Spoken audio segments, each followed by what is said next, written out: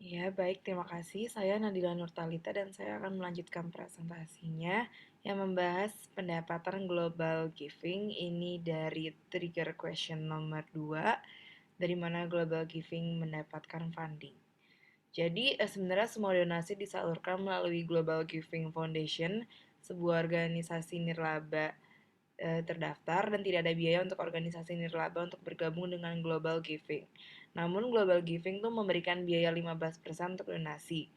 Jadi misalkan ketika seorang pendonor memberikan donasi sebanyak 100 USD, 85 USD-nya digunakan untuk proyek yang dipilihnya, lalu 3 USD untuk kartu kredit standar atau biaya transaksi, dan 12 USD-nya sisanya untuk pendapatan Global Giving.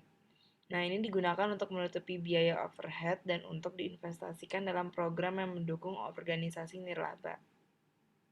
Lalu yang kedua dengan mendorong donasi berulang atau kontribusi rutin yang dilakukan bulanan biasanya.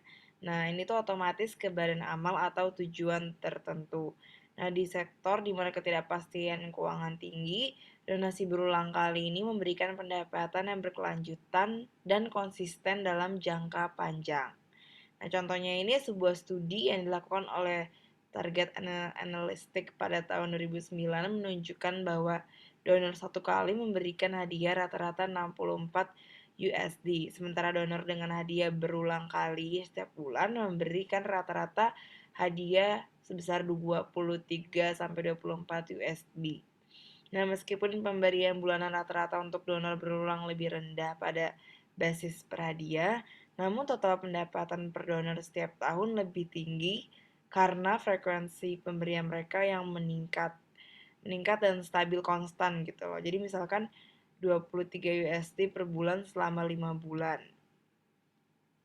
Nah, di Amerika Serikat sendiri, 10% dari semua pendonor rata-rata mereka adalah donor anggota yang pendonor berulang dan mereka memberikan 21% dari pendapatan amal.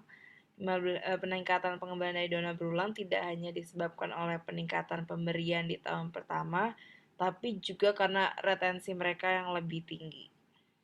Lalu yang ketiga, mereka itu berasal dari mitra korporat Global Giving, upaya pemasaran dan penukaran kartu hadiah selain dari upaya penggalangan dana lembaga non-profit itu sendiri.